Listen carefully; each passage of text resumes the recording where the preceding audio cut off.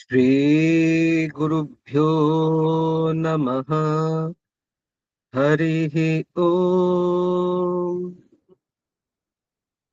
सहना भवतु, सहनौ भुनक्तु, सह वीर्यङ्करवावहै। तेजस्विनावधीतमस्तु मा विद्विषावहै।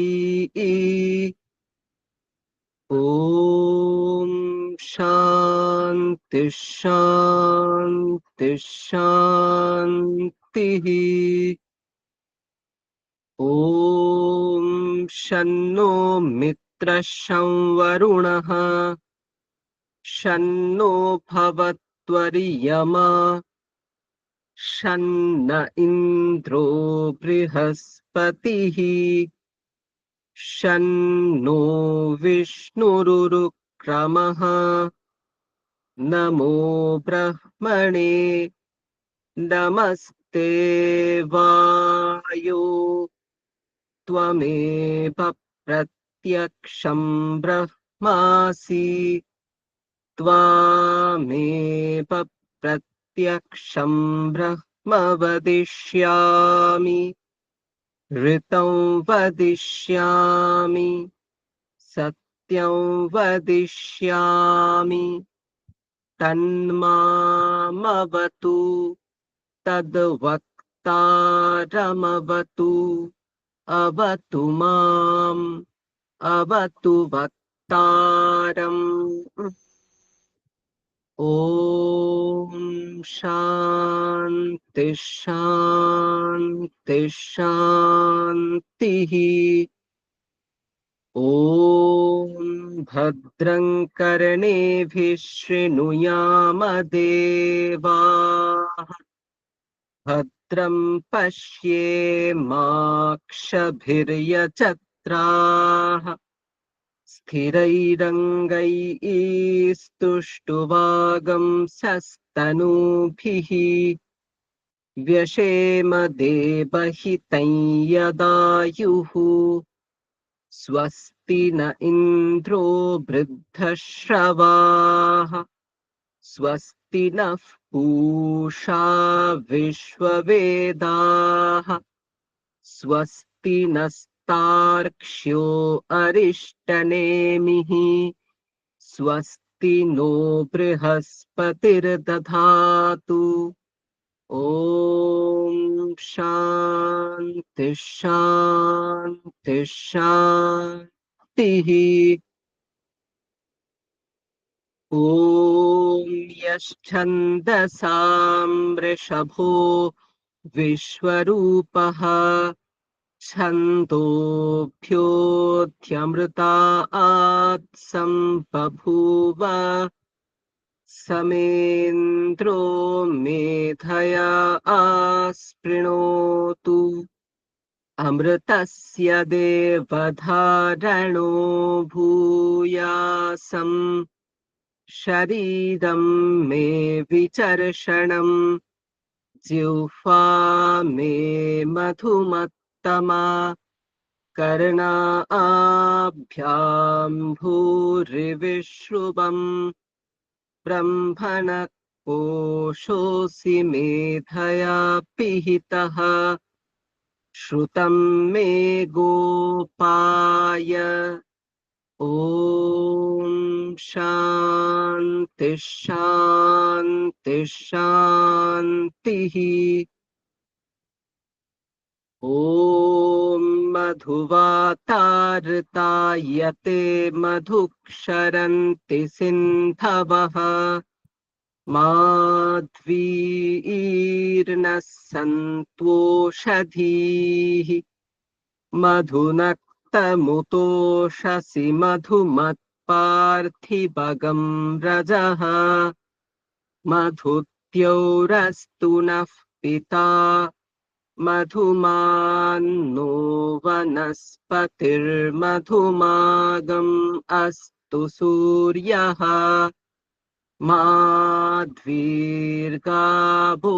भवन्तु नः ॐ शान्ति शान्ति शान्तिः। ॐ पूर्णमदः पूर्णमिदं पूर्णात् पूर्णमुदच्यते पूर्णस्य पूर्णमादाय पूर्णमेवावशिष्यते। ॐ शान्ति शान्ति शान्तिः। अथ श्रीमद्भगवद्गीता अथ तृतीयोऽध्यायः। अर्जुन उवाच ज्यायसि चेत् कर्मणस्ते मता बुद्धिर्जनार्दन तत्किं कर्मणि घोरे मां नियोजयसि केशव। व्यामिश्रेणेव वाक्येन बुद्धिं मोहयसीव मे तदेकं वद निश्चित्य येन श्रेयोऽहमाप्नुयाम्। श्रीभगवानुवाच लोकेऽस्मिन् द्विविधा निष्ठा पुरा प्रोक्ता मया नघ। ज्ञानयोगेन साङ्ख्यानां कर्मयोगेन योगिनां न कर्मणामनारम्भान् नैष्कर्म्यं पुरुषोऽश्नुते न च सन्न्यसनादेव सिद्धिं समधिगच्छति। न हि कश्चित् क्षणमपि जातु तिष्ठत्यकर्मकृत् कार्यते ह्यवशः कर्म सर्वः प्रकृतिजैर्गुणैः। कर्मेन्द्रियाणि संयम्य य आस्ते मनसा स्मरन् इन्द्रियार्थान् विमूढात्मा मिथ्याचारः स उच्यते। यस्त्विन्द्रियाणि मनसा नियम्यारभतेऽर्जुन कर्मेन्द्रियैः कर्मयोगम् असक्तः स विशिष्यते। नियतं कुरु कर्म त्वं कर्म ज्यायो ह्यकर्मणः शरीरयात्रापि च ते न प्रसिद्ध्येद कर्मणः। यज्ञार्थात् कर्मणोऽन्यत्र लोकोऽयं कर्मबन्धनः। तदर्थं कर्म कौन्तेय मुक्तसङ्गः समाचर। सह यज्ञाः प्रजा सृष्ट्वा पुरोवाच प्रजापतिः अनेन प्रसविष्यध्वम् एष भूस्त्विष्टकामधुक्। देवान् भावयतानेन ते देवा भावयन्तु वः परस्परं भावयन्तः श्रेयः परमवाप्स्यथ। इष्टान् भोगान् हि वो देवा दास्यन्ते यज्ञभाविताः तैर्दत्तानप्रदायैभ्यो यो भुङ्क्तेस्तेन एव सः। यज्ञशिष्टाशिनः सन्तो मुच्यन्ते सर्वकिल्बिषैः भुञ्जते ते त्वघं पापा ये पचन्त्यात्मकारणात्। अन्नाद् भवन्ति भूतानि पर्जन्यादन्न सम्भवः यज्ञाद् भवति पर्जन्यो यज्ञः कर्म समुद्भवः कर्म ब्रह्मोद्भवं विद्धि ब्रह्माक्षरसमुद्भवम् तस्मात् सर्वगतं ब्रह्म नित्यं यज्ञे प्रतिष्ठितम्। আজকের মনন দ্বিতীয় অধ্যায়ের 60 নম্বর শ্লোক। আমি পড়ছি আগে। यततो ह्यपि कौन्तेय पुरुषस्य विपश्चितः इन्द्रियाणि प्रमाथीनि हरन्ति प्रसभं मनः। এখানে বলা হচ্ছে যে ইয়াতাতः পুরুষস্য, হে কৌন্তেয়, ইয়াতাতः বিপশ্চিতः পুরুষস্য अपि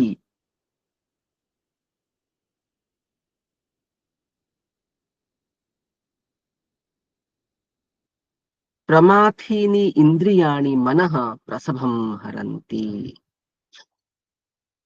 বাংলা হচ্ছে, কৌন্তেয়, হে কুন্তি পুত্র, বিক্ষেপকারী ইন্দ্রিয়গণ অতি যত্নশীল মেধাবী পুরুষের মনকেও বলপূর্বক বিষয়াভিমুখে আকর্ষণ করে।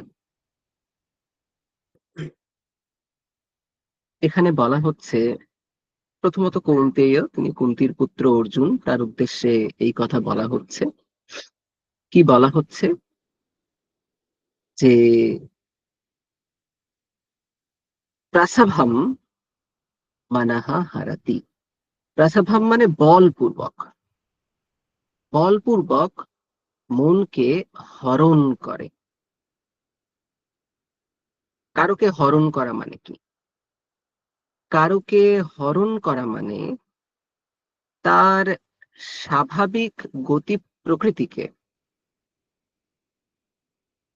রুদ্ধ করা এবং তাকে নিজের ইচ্ছা অনুসারে পরিচালিত করা। যেমন রাবণ যদি সীতাকে বলপূর্বক হরণ করেন, তার মানে সীতা যেমন স্বেচ্ছায় স্বামীর সাথে বা দেওরের সাথে অরণ্যে ঘুরে বেড়াতে পারতেন, তার যে স্বচ্ছন্দ গতি তা রুদ্ধ হয়েছে। এবং রাবণ তাকে যে অশোক বাটিকাতে নিয়ে গিয়ে রেখেছেন বা যেভাবে রেখেছেন তাকে সেভাবেই থাকতে হচ্ছে, পর নির্ভরশীল হয়ে, পর মত সাপেক্ষ হয়ে। উনি যেমন ভাবে বলবেন আমাকে তেমনই থাকতে হচ্ছে, কারণ কি উনি আমাকে হরণ করে নিয়েছেন। সেরকম মনকে হরণ করে নেয় মানে কি, মনের স্বাভাবিক যে গতি প্রকৃতি তা রুদ্ধ হয়। এবং ইন্দ্রিয়গুলো যেহেতু মনকে হরণ করে, তাই ইন্দ্রিয়গুলো যেদিকে ছোটে মনকে সেদিকে ছুটতে হয়। ঠিক আছে? আর ইন্দ্রিয়গুলো হলো পাগলা ঘোড়া, ওদের ছোটার তো কোনো অন্ত নেই। ফলে তারা যেহেতু মনকে হরণ করে, মনেরও আর ছোটার অন্ত থাকে না। কোন দিকে ছোটে তারা? বিষয়াভিমুখে। ইন্দ্রিয়গুলো তার তার নিজস্ব যে বিষয় আছে সেদিকে ছুটে যায়। চোখ ছুটে যায় রূপের দিকে, কান ছুটে যায় শব্দের দিকে, ঘ্রাণ ছুটে যায় গন্ধের দিকে, জিহ্বা ছুটে যায় টেস্টের দিকে, রসের দিকে, ত্বক ছুটে যায় স্পর্শের দিকে। ইন্দ্রিয়গুলো তার তার বিষয়ের অভিমুখে ধাবমান। আর যেহেতু এরা মনকে অপহরণ করেছে, বলপূর্বক হরণ করেছে, তাই মনও সেই সেই ইন্দ্রিয়ের পিছনে পিছনে সেই সেই বিষয়ের কাছে গিয়ে উপস্থিত হয়। এবং সারাদিন মন কি ছোটান ছোটে, একটা মুহূর্ত শান্ত হয় না। ইন্দ্রিয়গুলো যেহেতু ছুটছে, তাই সাথে সাথে মনও ছুটতে থাকে। এই জন্য আমাদের কি করতে হয় বলুন তো? আমাদের এই ইন্দ্রিয়গুলোকে একদম মনে, হৃদয়ে গিয়ে রুদ্ধ করতে হয়। বাইরের এই বিষয়সমূহ, তার থেকে আমি মনকে সরিয়ে নিয়ে এই সমস্ত ইন্দ্রিয়কে আমি হৃদয়ে রুদ্ধ করলাম। এমনকি মনকেও হৃদয়ে রুদ্ধ করে দেওয়া হয়। তারপরে সেই মনে ইষ্ট দেবতার রূপ কল্পনা করা হয়, মানে সেই হৃদয়ে। এখানে কি বলা হচ্ছে যে এই ইন্দ্রিয়গুলো কেমন, না ইন্দ্রিয়গুলো প্রমাথিনী, প্রমথনশীল। শঙ্করাচার্য ব্যাখ্যা করছেন প্রমাথিনী প্রমথনশীলানি। এরা কি করে? এরা মন্থন করে। মন্থন করলে কি হয়? যখন দুধ মন্থন করা হয় তখন প্রচন্ড চঞ্চল থাকে দুধ, একবার এদিকে একবার ওদিকে। ওই দুধটা কখনো সমান থাকে না, সমতল থাকে না, সবসময় ওখানে চার্নিং চলছে। সেই রকম এই ইন্দ্রিয়গুলো অত্যন্ত অত্যন্ত বিক্ষোভকারী, অত্যন্ত অত্যন্ত মন্থন করে এই পুরুষকে, এই জীবকে।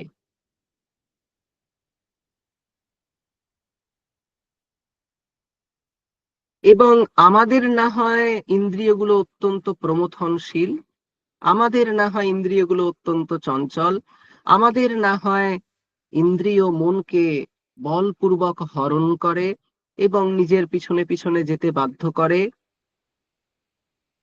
কিন্তু যারা আমাদের মতো নয়, যারা ইয়াতা তাহা, যারা প্রযত্ন করছে, চেষ্টা করছে, ঠিক আছে, যারা যত্নশীল, যারা মেধাবী, যারা শাস্ত্রজ্ঞ, তাদেরও মনকে বলপূর্বক হরণ করে। আমাদের কথা তো ছাড়ুন, যারা নিরন্তর প্রযত্ন করে যাচ্ছে, নিরন্তর প্রচেষ্টা করে যাচ্ছে এই ইন্দ্রিয়গুলোকে নিয়ন্ত্রণ করার, মনকে নিয়ন্ত্রণ করার, তারাও পারে না। তারা শাস্ত্র জানে, তারা প্রযত্ন করছে প্রচন্ড, তথাপি এই ইন্দ্রিয়গুলো তাদের মনকেও বিষয়ের অভিমুখে বলপূর্বক টেনে নিয়ে যায়। এমন ক্ষমতা হচ্ছে ইন্দ্রিয়গুলোর, ঠিক আছে।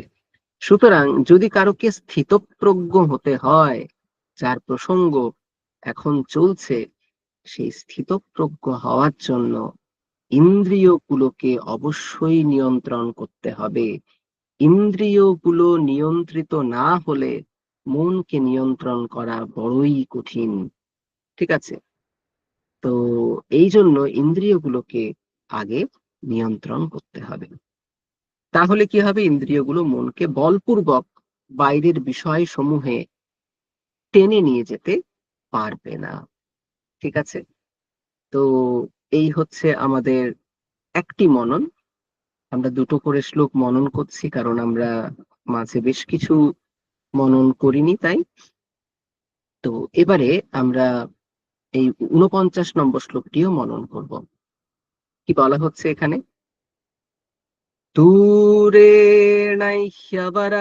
কর্ম বুদ্ধিয়োগাৎ ধনঞ্জয়, বুদ্ধৌ শরণমন্বিচ্ছ কৃপণা ফলহেতবঃ।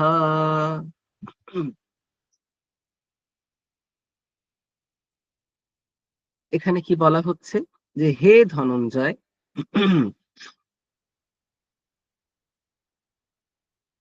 বুদ্ধিযোগাৎ কর্ম দূরেণ হি অবরম, দূরেণ হি অবরম। এটা একটা সংস্কৃতের প্রয়োগ। দূরেণ মানে অত্যন্ত, অনেকটা জ্ঞান, অত্যন্ত, অবরম মানে অধমম। কে কার থেকে? বুদ্ধিযোগাৎ কর্ম দূরেণ হি অবরম। হে ধনঞ্জয়, হে ধনঞ্জয়, হে অর্জুন। তার নাম ধনঞ্জয় কেন? সে যুদ্ধ করে বহু ধন অর্জন করে এনেছিল যুধিষ্ঠিরের জন্য, তাই তাকে ধনঞ্জয় বলা হয়। হে ধনঞ্জয়, এই যে বুদ্ধি যোগের কথা বললাম, সমত্ব বুদ্ধি, একটু আগে তোমাকে বলছিলাম না অর্জুন, যে সিদ্ধ সিদ্ধিও সমো ভূত্বা সমত্বম যোগ উচ্যতে। এই যে সমতা, এই যে সিদ্ধি এবং অসিদ্ধি, জয় এবং পরাজয়, এই উভয়কে সমদৃষ্টিতে দেখে কাজ করা, তাকে যোগ বলা হয়েছিল। এটাকেই আমি তোমাকে বুদ্ধি যোগ বলছি। এই বুদ্ধি যোগের থেকে, সমত্ব বুদ্ধিতে কার্য করার থেকে সকাম কর্ম, কামনাপূর্বক কর্ম করা অত্যন্ত নিকৃষ্ট। তাহলে কামনাযুক্ত কর্ম নিষ্কাম কর্ম অপেক্ষা, সমত্ব বুদ্ধিপূর্বক করা কর্ম অপেক্ষা সেই কর্মের চেয়ে অনেক অনেক নিকৃষ্ট। ঠিক আছে, তাহলে অর্জুন তুমি কি করবে? তোমার কি করণীয়? একদিকে আছে নিষ্কাম কর্ম, যেখানে নাকি ফলপ্রাপ্তি বা ফলহীনতা উভয়কে সমানভাবে দেখা হয়, ঈশ্বরের প্রীতি কামনায় কর্ম করা হয়, ঈশ্বরে কর্মফল অর্পিত করে কর্ম করা হয়, সেই এক কর্ম রয়েছে। আর এক কর্ম রয়েছে সকাম কর্ম, যার মধ্যে প্রবৃত্ত হলে সুখ দুঃখের উৎপত্তি অবশ্যম্ভাবী। তুমি কোনটা করবে অর্জুন?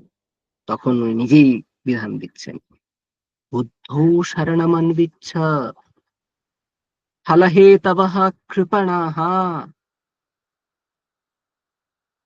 যে তুমি বুদ্ধিতে শরণ নাও, অর্থাৎ এই যে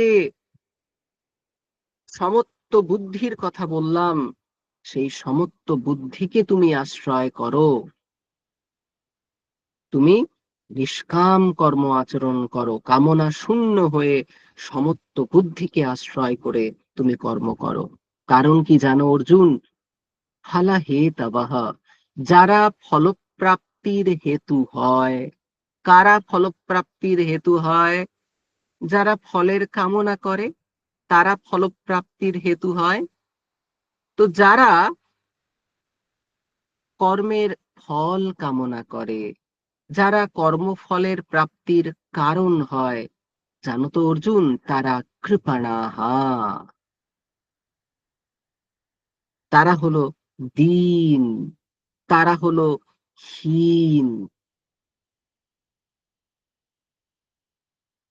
এবং বৃহদারণ্যক উপনিষদে এই কৃপণের ডেফিনিশন আছে। এই কৃপণের মানে, এই যে কৃপণ মানে তো যাদের যারা মানে সহজে টাকা পয়সা খরচ করে না তাদেরকে কৃপণ বলে। এখানে হঠাৎ করে কৃপণ শব্দটা প্রযুক্ত হলো কেন? বৃহদারণ্যক উপনিষদে আছে, ইয়ো বা এতদক্ষরম গার্গী অবিদিত্বা আসমাল লোকাত প্রাইতি সকৃপণঃ। কাকে কৃপণ বলা হয়েছে?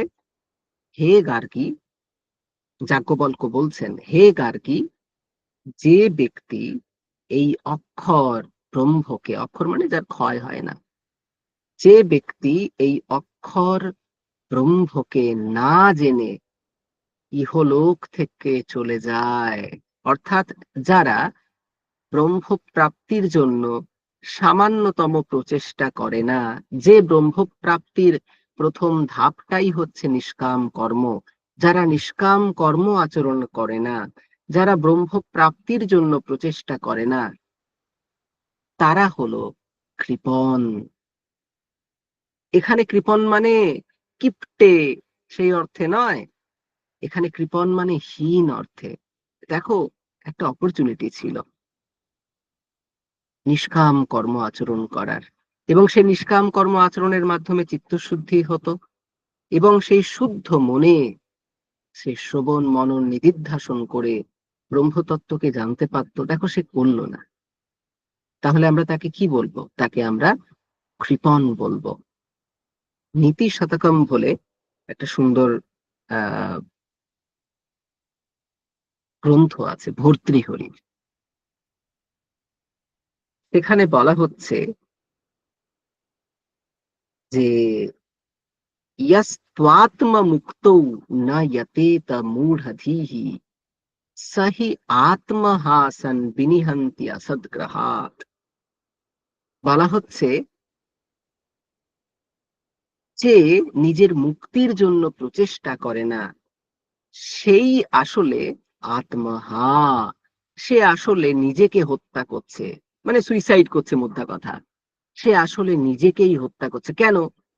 কারণ তার কাছে অপশন ছিল যে একদিকে রয়েছে নিত্য তত্ত্ব ব্রহ্ম, আরেক দিকে রয়েছে অনিত্য তত্ত্ব সমস্ত ভোগ্য বিষয়। সে কি করেছে? সৎ বস্তুকে গ্রহণ করেনি, নিত্য ব্রহ্মকে গ্রহণ করেনি। সে অসৎ গ্রহাত, অসৎ বস্তুকে, অনিত্য বস্তুকে গ্রহণ করে, ভোগ্য বিষয়কে গ্রহণ করে তাতে নিমজ্জিত হয়ে সময় যাপন করেছে। তো একবারে সুইসাইড করার মতোই। তার কতটা সময় নষ্ট হলো! একই মনুষ্য জন্ম দুর্লভ।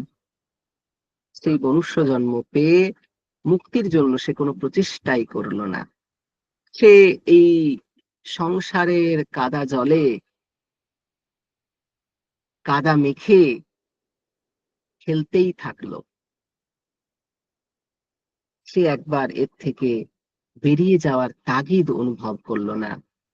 বেরিয়ে যাওয়া মানে সংসার ছেড়ে ছুটে পালিয়ে যাওয়া নয়, ত্যাগ হয় মন থেকে। যদি মন থেকে ত্যাগ না হয়, তাহলে হিমালয়ের একটা পরিত্যক্ত গিরি গুহাতে গিয়ে ধ্যান করতে করতেও আপনার বিষয় চিন্তা হতে পারে। আর যদি মনে মনে ত্যাগ হয়, তাহলে শ্যামবাজার পাঁচমাথায় বা শিয়ালদা স্টেশনে অত্যন্ত ব্যস্ততার মধ্যেও আপনি কিন্তু সেই হিমালয়ের স্নিগ্ধতা মনে অনুভব করতে পারেন। সুতরাং বিষয় এটা নয় যে আপনি কোথায় আছেন, বিষয় হচ্ছে আপনার মন কেমন।